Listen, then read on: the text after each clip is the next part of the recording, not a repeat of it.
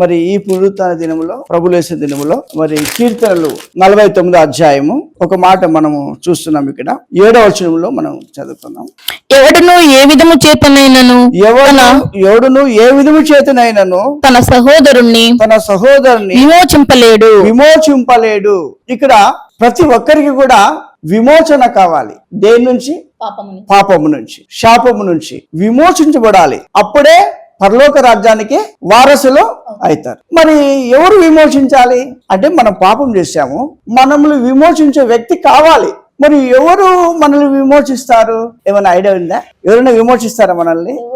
రోమపత్రిక 3వ అధ్యాయం 10వ వచనం చెప్తుంది, నీతిమంతుడు లేడు, ఒక్కడు లేడు, అందరూ పాపం చేసి దేవుడు అనుగ్రహించిన మహిమను పొందలేకపోతున్నారు. అంటే చూడండి, ఇక్కడ వాక్యములు ఏముందంటే 7వ వచనంలో మీరు గమనించండి. ఎవడును ఏ విధము చేతనైనా తన సహోదరుని విమోచించలేడు. అంటే మనిషికి మనిషి విమోచన అనేది రాదు. ఎందుకంటే ఆ మనిషి పాపం చేశాడు, ఈ మనిషి కూడా పాపం చేశాడు. ఈ వ్యక్తి చనిపోతే పాపానికి విమోచన లేదు. కాబట్టి దేవాది దేవుడే ప్రభువైనటువంటి యేసుక్రీస్తు వారు ఈ లోకానికి రావాల్సి వచ్చింది. ఎందుకంటే ఆయన నీతిమంతుడు, ఆయనలో ఏ పాపము లేదు. కాబట్టి యేసుప్రభు ఈ లోకానికి వచ్చి కన్యమరి గర్భములో పుట్టి ఆయన అనేకమైనటువంటి అద్భుతాలు చేసి, ఎన్ని అద్భుతాలు చేశాడు?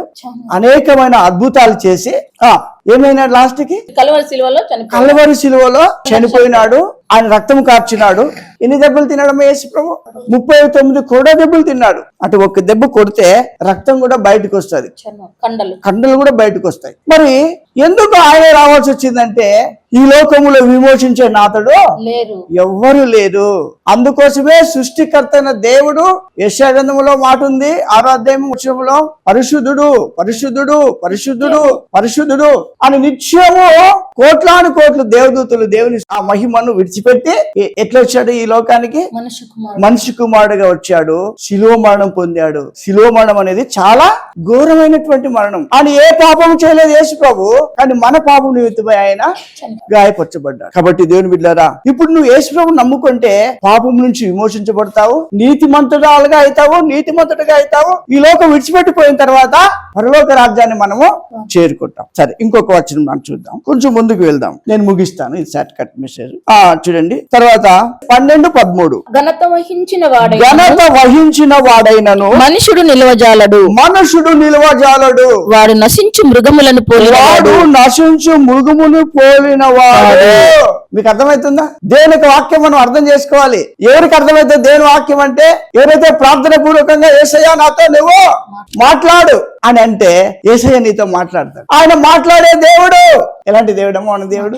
నీతో మాట్లాడే దేవుడు. నువ్వు బాధలో ఉన్నప్పుడు నీ కన్నీరు తుడిచే దేవుడు. నేనున్నాననే చెప్పండి, అభయం ఇచ్చే దేవుడు. మన నరసమ్మక్క నాకు ఫోన్ చేసింది, ప్రభుకి చాలా తలనొప్పి అని.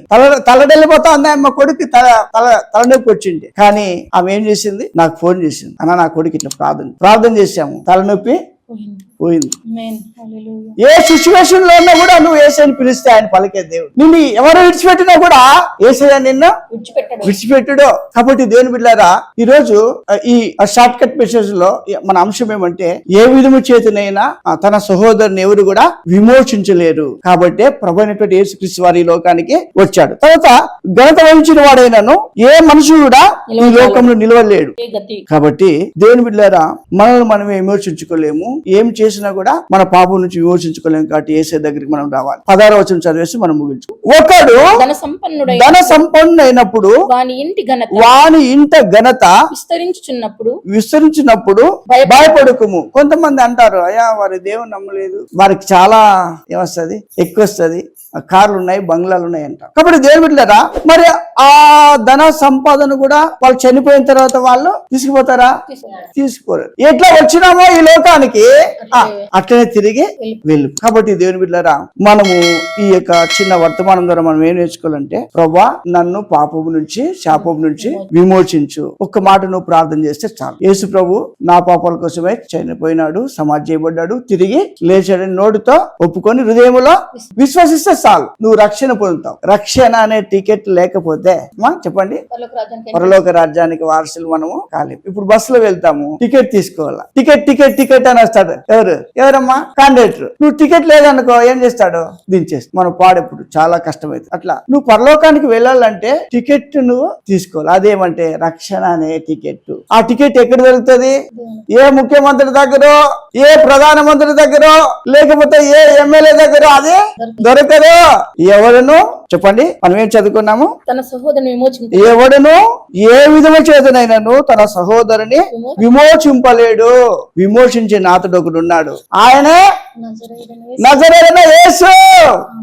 ఆ యేసు అన్నాడు, నేనే మార్గము, నేనే సత్యము, నేనే జీవము, నా ద్వారా తప్ప పరలోక రాజ్యానికి తండ్రి దగ్గరికి ఎవరు కూడా చేర్చలేరు. కాబట్టి పరలోక రాజ్యానికి చేరాలనుకున్నావా ప్రియ సహోదరి సహోదరుడా? కానీ నువ్వు విమోచించబడాలి. ఆ విమోచించడానికే, నిన్ను విమోచించడానికే ఆయన కల్వరిశిలువలో ఆయన ప్రాణాన్ని త్యాగం చేసి శుక్రవారం చనిపోయి శనివారం సమాధిలో ఉండి ఆదివారం తిరిగి మృత్యుంజయుడై తిరిగి లేచాడు.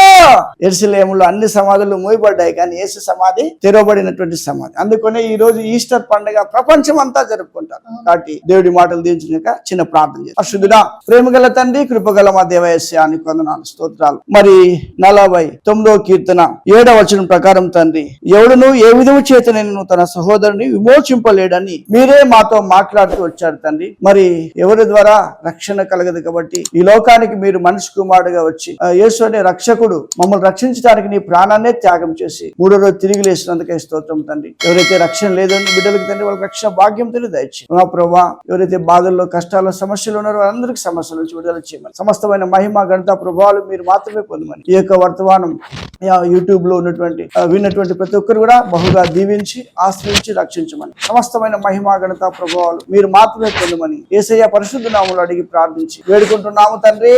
ఆమేన్.